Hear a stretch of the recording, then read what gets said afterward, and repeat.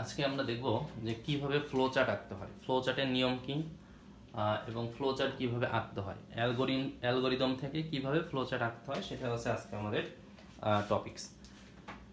তার আগে আমরা একটু দেখি যে ফ্লো চার্টের মধ্যে কি কি সিম্বল ইউজ করা হয় এবং এই সিম্বলগুলো কখন ইউজ করা হয়। ঠিক আছে, তো 1 নম্বর সিম্বল দেখেন যে আমরা দেখেছিলাম যে অ্যালগরিদমের মধ্যে আমাদের একদম একটা ফার্স্টে শুরু হয় এবং শেষে আমাদের শেষ হয়ে যায়, তাই না? একদম শেষের দিকে যেটা ওটা শেষ করি আর কি। আচ্ছা, তো যদি আমাদের কখনো এরকম সিম্বল আসে অ্যালগরিদমের মধ্যে যে শুরু করতে হবে অথবা শেষ করতে হবে, ঠিক আছে, তাহলে শুরু অথবা শেষ যদি আমাদের করতে হয় তাহলে সেই ক্ষেত্রে আমরা একটা সিম্বল ইউজ করব। ঠিক আছে, এই সিম্বলটা আমরা ইউজ করব। এই যে সিম্বল ডিমের মতো একটা সিম্বল, এটাকে বলছি আমরা উপবৃত্ত। ঠিক আছে, গোল না, কিন্তু এটা একটা ডিমের মতো, এটার নাম হচ্ছে যে উপবৃত্ত। ঠিক আছে, সো আমরা এই সিম্বলটা ইউজ করব যদি কখনো দেখি আমাদের শুরু হচ্ছে অথবা শেষ হচ্ছে, জাস্ট এই সিম্বলটা আমরা ইউজ করে দিই। দেখেন, যদি কখনো দেখি আমাদের ইনপুট বা আউটপুট যাচ্ছে, ইনপুট ইনপুট অথবা আউটপুট, ইনপুট অথবা আউটপুট যদি হচ্ছে এরকম বুঝি অ্যালগরিদম থেকে, তাহলে আমাদের এখানে এই চিহ্নটা ইউজ করতে হবে। এই চিহ্ন, এটা একটা সামান্তরিক চিহ্ন। ঠিক আছে, সামান্তরিক চিহ্ন ইউজ করতে হবে। আচ্ছা, যদি কখনো দেখি আমাদের প্রসেস হচ্ছে বা প্রক্রিয়া হচ্ছে, প্রক্রিয়া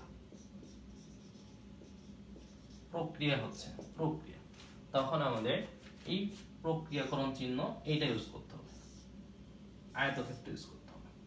ঠিক আছে, তখন ইউজ করবো আমরা আয়তক্ষেত্র। আচ্ছা, প্রক্রিয়া কি?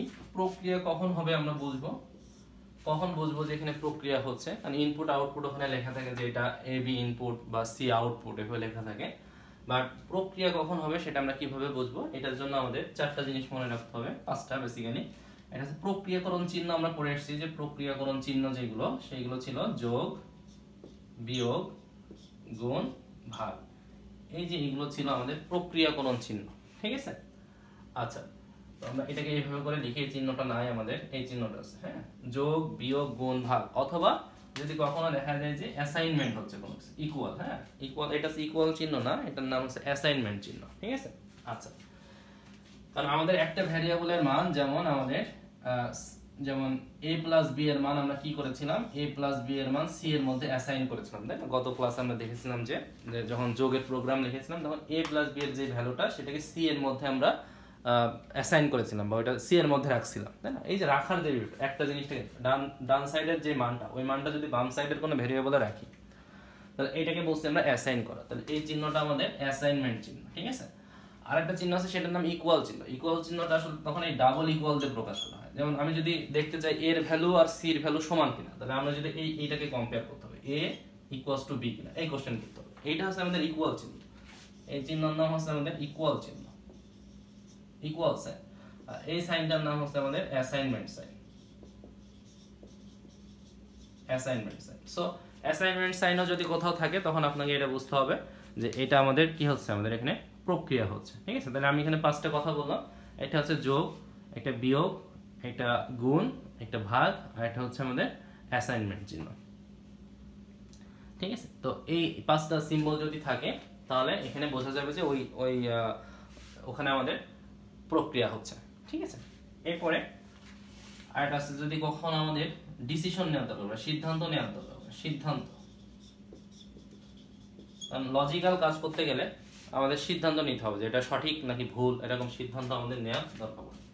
তাহলে সিদ্ধান্ত নেওয়ার জন্য আমরা এরকম এই বক্সটা ইউজ করবো। এটাকে বলছি আমরা রম্বস বা এটাকে ডায়মন্ড বলা হয়। ঠিক আছে, তাহলে এই শেপটা আমরা ইউজ করব সিদ্ধান্ত নেওয়ার ক্ষেত্রে। আর যদি কখনো আমাদের কানেকশনের দরকার পড়ে, কানেকশন,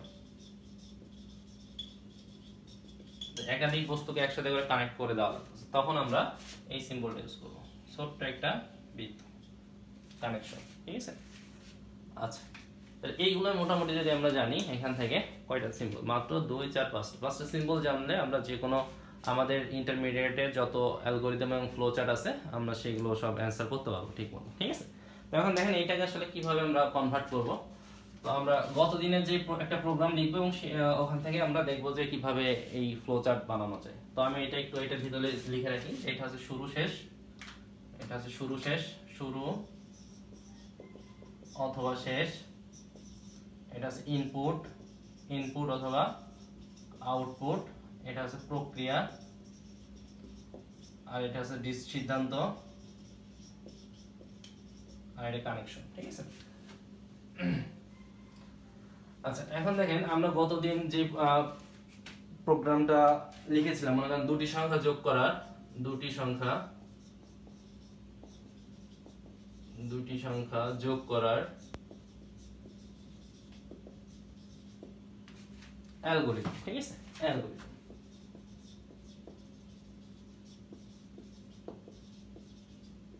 তো আমাদের যেটা করতে হবে যে অ্যালগরিদম থেকে আমরা ফ্লো চার্ট হচ্ছে যে আঁকবো। ঠিক আছে। আচ্ছা, তো অ্যালগরিদম জানলে আমরা ফ্লো চার্ট আঁকতে পারবো। এক নম্বর ধাপ কি ছিল? প্রথম ধাপ ছিল আমাদের, শুরু করি। দ্বিতীয় ধাপ ছিল এ বি ইনপুট নিই, তৃতীয় ধাপ ছিল আমাদের সি সমান সমান এ প্লাস বি। এই প্রক্রিয়া করে এখানে বোঝা যাচ্ছে এটা প্রক্রিয়া। যেমন এখানে দুইটা সিম্বল আছে, একটা প্লাস আছে এবং একটা ইকুয়াল আছে, তার মানে এই দুইটাই হচ্ছে যে এখানে প্রক্রিয়া, তার মানে টোটাল প্রসেসটাই আমাদের প্রক্রিয়া। হ্যাঁ। আচ্ছা, এরপরে হচ্ছে আমাদের চতুর্থ ধাপে কি ছিল আমাদের? সিটাকে আউটপুট দিই,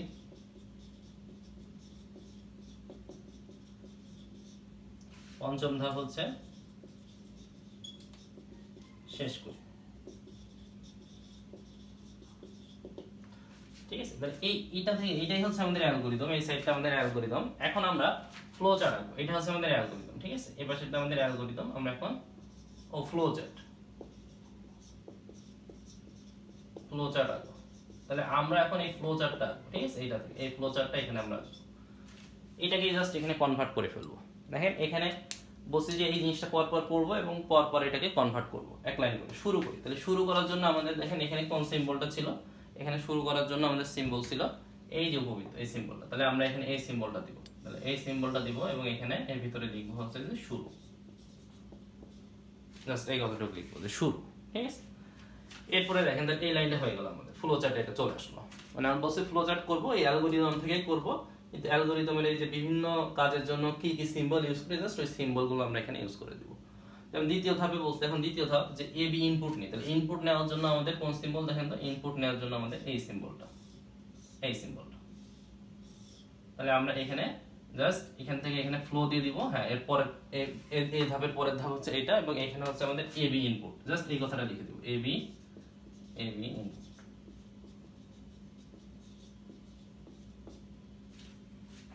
ঠিক আছে। আচ্ছা, এরপর দ্বিতীয় ধাপ হলো, তৃতীয় ধাপে দেখেন কি আছে? সি সমান এ প্লাস বি। এটা হচ্ছে একটা কি প্রক্রিয়া, এটা একটা প্রক্রিয়া। তাহলে প্রক্রিয়া করার জন্য আমাদের কোন সিম্বল? এই সিম্বলটা। তাহলে পরের ফ্লোটা যাবে আমাদের প্রক্রিয়াকরণ। তাহলে আমরা এখানে প্রক্রিয়াকরণ এই সিম্বলটা ইউজ করব এবং এখানে জাস্ট এই কথাটাই আমরা এখানে লিখে দেব, সি সমান সমান এ প্লাস বি। জাস্ট এই কথাটা আমরা এখানে লিখে দেব। ঠিক আছে। এরপরে দেখেন সিটাকে আউটপুট দিতে বলছে, তাহলে চতুর্থ ধাপ দেখেন সি আউটপুটের জন্য কোনটা? এই যে আগের এই সিম্বলটা। তাহলে এই ফ্লো, এরপরে ফ্লোটা হবে এই যে আবার এই সিম্বলটা আসবে, সি হচ্ছে আমাদের আউটপুট। চতুর্থ ধাপ। এরপরে দেখেন পঞ্চম ধাপ কি? শেষ করার জন্য কোন সিম্বল? আবার এই সিম্বল। তাহলে শেষ করার জন্য আবার আমরা এই সিম্বল ইউজ করব এবং এখানে লিখে দিব শেষ। এইটাই হচ্ছে কিন্তু আমাদের ফ্লো চার্ট। হ্যাঁ, এই চার্টটাকে বলছি আমরা ফ্লো চার্ট। তাহলে যে নরমাল যে প্রোগ্রামগুলো আছে সেগুলো কত সহজেই মানে অ্যালগরিদম এবং ফ্লো চার্ট আমরা লিখতে পারি এখান থেকে। ঠিক আছে। আচ্ছা, আজকে আমরা এই দুইটাই পাশাপাশি করব এবং আজকের কিছু প্রবলেম সলভ করব। যেমন আমরা 9-10-এ যখন পড়েছি ফিজিক্সে অথবা সাধারণ বিজ্ঞানে, যারা সায়েন্সের স্টুডেন্ট ছিলেন না তারা বিজ্ঞানে পড়েছেন যে তাপমাত্রা মাপা, মানুষের শরীরের তাপমাত্রা মাপার দুইটা স্কেল আছে, একটা হচ্ছে ডিগ্রি সেলসিয়াস স্কেল আর একটা হচ্ছে আমাদের ডিগ্রি ফারেনহাইট স্কেল। তো আজকে আমরা এই দুইটা স্কেলের মধ্যে পারস্পরিক রূপান্তর দেখব, ঠিক আছে, যে কিভাবে ডিগ্রি সেলসিয়াস থেকে ডিগ্রি ফারেনহাইটে যাওয়া যায়, ডিগ্রি ফারেনহাইট থেকে কিভাবে ডিগ্রি সেলসিয়াসে আসা যায়, ঠিক আছে। আচ্ছা, তো এখন আমরা এটার জন্য কি করতে হবে, এটার জন্য আমাদের জাস্ট একটা সূত্র আমাদের জানতে হবে যে এই দুইটা মধ্যে সম্পর্কটা কি, দুইটা স্কেলের মধ্যে। দেখেন দুইটা স্কেলের মধ্যে সম্পর্ক হচ্ছে এই সূত্রের মাধ্যমে c/5 = f - 32 / 9। তাহলে এখন যে কোনো একটা ভ্যালু যদি আপনি জানেন, মনে করেন আপনি ফারেনহাইটে একটা মান জানেন, তাহলে এই মানটা এখানে বসায় দিয়ে বাদ বাকি ক্যালকুলেশন করে সি এর মানটা বের করলে দেখা যাচ্ছে এটা সেলসিয়াসে মান চলে আসবে। আবার কোন একটা সেলসিয়াসে মান জানেন, সেটা এখানে বসায় দিবেন, দিয়ে বাদ বাকিগুলো এই পাশে নিয়ে চলে আসলে এখানে এফ এর মান বের করলে এখান থেকে আপনি ফারেনহাইটের মানটা বের করতে পারবেন, তাই না। সেলসিয়াস দেওয়া থাকলে আমরা কি করতে পারি, ফারেনহাইট বের করতে পারি। সেলসিয়াস দেওয়া থাকলে আমরা ফারেনহাইটের মান বের করতে পারি, অথবা ফারেনহাইটে দেওয়া থাকলে আমরা কি করতে পারি, সেলসিয়াসের মান বের করতে পারি। তাহলে এখানে জাস্ট একটু প্রক্রিয়াটা আলাদা, যখন সেলসিয়াস দেওয়া থাকবে তখন ফারেনহাইট বের করার প্রক্রিয়াটা আলাদা, আবার ফারেনহাইট দেওয়া থাকলে সেলসিয়াস বের করার প্রক্রিয়াটা আলাদা, জাস্ট এইটুকু। তাহলে এখন দেখেন এটা আমরা কিভাবে করি। তাহলে দেখেন কোশ্চেন হচ্ছে ডিগ্রি সেলসিয়াস থেকে ডিগ্রি ফারেনহাইটে রূপান্তরের অ্যালগরিদম ও ফ্লোচার্ট। অ্যালগরিদম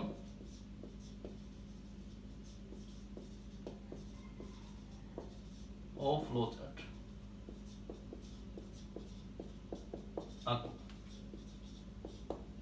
আগে আমরা অ্যালগরিদম করে আসি, আমরা চাইলে আগে ফ্লোচার্টও করতে পারি, ঠিক আছে। তো যে মানে আমরা অ্যালগরিদম এবং ফ্লোচার্টের মধ্যেও পারস্পরিক রূপান্তর জানি, তাই না। তো যে কোনো একটা পারলে আরেকটা পারবে। অ্যালগরিদমটা হচ্ছে কি, অ্যালগরিদম যদি আমরা এখানে আঁকতে চাই, অ্যালগরিদম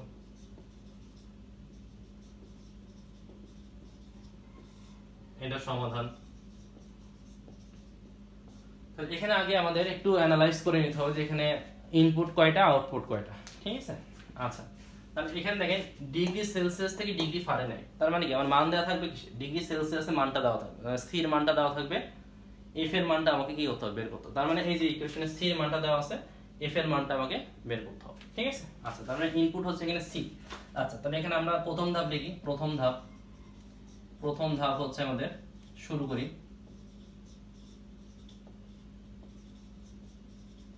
দ্বিতীয় ধাপ, দেখেন এখন ইনপুটটা নিয়ে নিতে হবে। ইনপুট কি, এই সি এর ভ্যালুটাই আমাদের ইনপুট, বা সিটাই হচ্ছে ইনপুট। তাহলে সি হচ্ছে যে এখানে ইনপুট নিব, সি ইনপুট নিয়ে নেব, এবং এখান থেকে এই ইনপুটের সাহায্যে আমরা ক্যালকুলেশন করব কিসের মান, এফ এর মান, ঠিক আছে। তারপর তৃতীয় ধাপ হচ্ছে এই এফ এর মানটা আমাদের ক্যালকুলেশন করতে হবে। তাহলে এফ এর মান কিভাবে ক্যালকুলেশন করব, দেখেন এখান থেকে এই 9টা কিছু কোনাকুনি গুণ করে দিব, তাহলে এটা হয়ে যাবে 9 গুণ সি ডিভাইডেড বাই 5 সমান এফ মাইনাস 32। 32টাকে এই পাশে নিয়ে চলে আসবে, 9 গুণ সি ডিভাইডেড বাই 5 প্লাস 32 সমান এফ। দেখেন এইটাই হচ্ছে আমাদের প্রক্রিয়া। এই প্রক্রিয়াটা করলে আমরা এফ এর মানটা পেয়ে যাব, ঠিক আছে। এই প্রক্রিয়া করলে আমরা এফ এর মানটা পেয়ে যাব। তাহলে আমরা এখানে লিখব এফ সমান 9 গুণ সি ডিভাইডেড বাই 5 প্লাস 32। প্রক্রিয়াগুলি, এই প্রক্রিয়াগুলি, ঠিক আছে, এটা প্রক্রিয়াগুলি। তাহলে যখন প্রক্রিয়া করে আমি এফ এর মান পেয়ে গেলাম, তখন এফ এর মানটা কি করব, চতুর্থ ধাপে আমাদের কি করতে হবে, এফ এর মানটা আউটপুট দিবে, এফ আউটপুট দিবে। এফ যখন আউটপুট দেওয়া হলো, তাহলে আমার কাজটা শেষ হয়ে গেল। তাহলে পঞ্চম ধাপ হচ্ছে শেষ করি, ঠিক আছে। এটাই আমরা কি করব, এখানে ফ্লো চার্টে কনভার্ট করব। এটা অ্যালগরিদম, তাহলে এটাকে ফ্লো চার্টে আমরা কনভার্ট করব।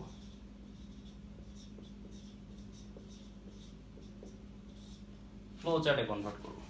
তাহলে কিভাবে কনভার্ট করব, প্রথম ধাপটা দেব কি, শুরু করি। তাহলে শুরু করার জন্য কোন সিম্বল আমাদের, এই যে সিম্বল, শুরু করার জন্য এই সিম্বল। তাহলে এখানে লিখব আমরা শুরু, ঠিক আছে। আচ্ছা, এরপরে হচ্ছে দ্বিতীয় ধাপ কি, ইনপুট। তাহলে সি হচ্ছে আমাদের ইনপুট। ইনপুটের জন্য কোন সিম্বল, ইনপুটের জন্য আমাদের এই সিম্বল। তাহলে এখানে সি ইনপুট সি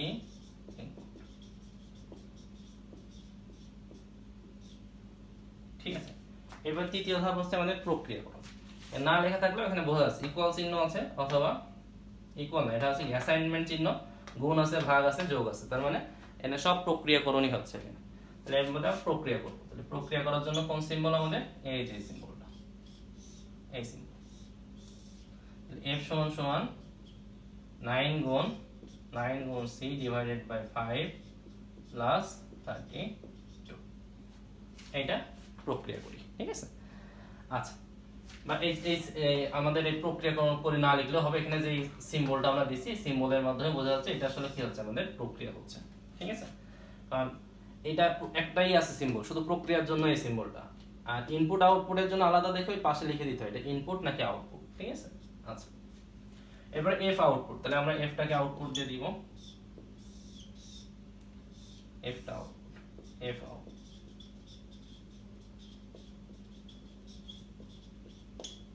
এরপরে আমাদের কাজ শেষ, তাহলে এটা আমরা শেষ করে দেব এই সিম্বলটার মধ্যে, ঠিক আছে। তাহলে এইটা হচ্ছে যে আমাদের এই প্রোগ্রাম, যে প্রোগ্রামটা কি করে ডিগ্রি সেলসিয়াস এর একটা ভ্যালু নিয়ে বা সেলসিয়াস স্কেলে একটা ভ্যালু নিয়ে সেটা আমাদের ফারেনহাইট স্কেলে রূপান্তর করে, ঠিক আছে, টেম্পারেচার স্কেল। আচ্ছা, এখন ঠিক এই কোশ্চেনটারই যদি উল্টা কোশ্চেন থাকে যে ডিগ্রি ফারেনহাইট থেকে, এখন কোশ্চেন আলাদা কোশ্চেন দেখেন, এটা বললো যে ডিগ্রি ফারেনহাইট থেকে ডিগ্রি সেলসিয়াস, এখন উল্টা রূপান্তর করতে বলছে, মানে মান দেওয়া আছে কি ফারেনহাইটে মান দেওয়া আছে, তার মানে এই মানটা দেওয়া আছে, ফারেনহাইটের মান দেওয়া আছে, সেলসিয়াসের মান নির্ণয় করতে বলছে। তাহলে সেলসিয়াসের মান কিভাবে নির্ণয় করব? জাস্ট 5টার পাশে গুণ করে দিলেই কিন্তু হয়ে যাবে, তাই না? জাস্ট প্রক্রিয়াটা আলাদা। তাহলে এখন দেখেন এখানে তাহলে কি করতে হতো আমাদের? সির মান বের করার জন্য আমাদের কি করতে হবে? সির মান বের করার জন্য সি সমান সমান হবে f মাইনাস 32, এটার সাথে গুণ হবে আমাদের কত? এটার সাথে গুণ হবে 5, আর নিচে থাকবে আমাদের কত? 9 ডিভাইডেড বাই, ঠিক আছে, এইটা হচ্ছে সির মান হয়ে যাবে। যদি f এর মান দেওয়া থাকে তাহলে সির মান এভাবে করে আমরা বের, মানে প্রক্রিয়াটা আলাদা, এখানে আগে যে প্রক্রিয়া ছিল ওই প্রক্রিয়ার চেয়ে আলাদা প্রক্রিয়া। তাহলে এখন দেখেন এখানে ইনপুট কোনটা এবং আউটপুট কোনটা, দেখেন f থেকে c তে যাইতে হবে, তার মানে f টা দেওয়া আছে, f থেকে c তে যাইতে বলছে, তার মানে f টা আমি দিয়ে দিব, আপনি c টা বের করবেন। তাহলে f দেওয়া আছে, তাহলে f টা আমাদের এখানে ইনপুট নিতে হবে, তাহলে এখানে ইনপুট নিব কোনটা? আমরা f টাকে ইনপুট নিব, আর ক্যালকুলেশন করব কোনটা? c টা। তাহলে c ক্যালকুলেশন করব কিভাবে, কোন সূত্র?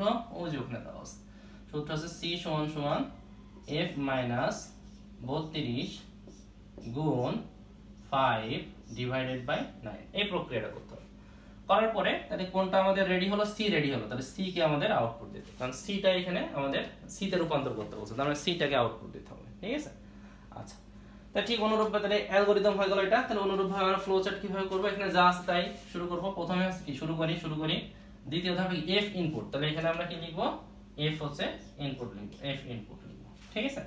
তারপরে প্রক্রিয়া কোনটা হচ্ছে আমাদের, সেই প্রক্রিয়াটা আমরা এখানে লিখব, ঠিক আছে। প্রক্রিয়া হচ্ছে যে সি সমান সমান f মাইনাস 32 গুণ 5 ডিভাইডেড বাই 9, এই প্রক্রিয়া হচ্ছে। এবং এখানে আউটপুট যাচ্ছে কোনটা? আমাদের সি আউটপুট যাচ্ছে, তাহলে আমরা এখানে লিখব সি আউটপুট এবং শেষে আমরা শেষ করে দিব, ঠিক আছে। তাহলে এইটাই হচ্ছে যে মোটামুটি আমাদের অ্যালগরিদম এবং ফ্লো চার্ট।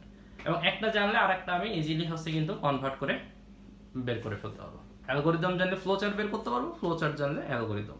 তাহলে গত ক্লাসে যত অ্যালগরিদম শেখানো হয়েছে সেখান থেকে আমরা কিন্তু এই জাস্ট এই সিস্টেমটা জানলে যে কোথায় কোন সিম্বলটা ইউজ করতে হয়, এইটুকু জানলে কিন্তু আমরা ফ্লো চার্ট খুব সহজেই কিন্তু আঁকতে পারবো, ঠিক আছে। ওকে, থ্যাংক ইউ।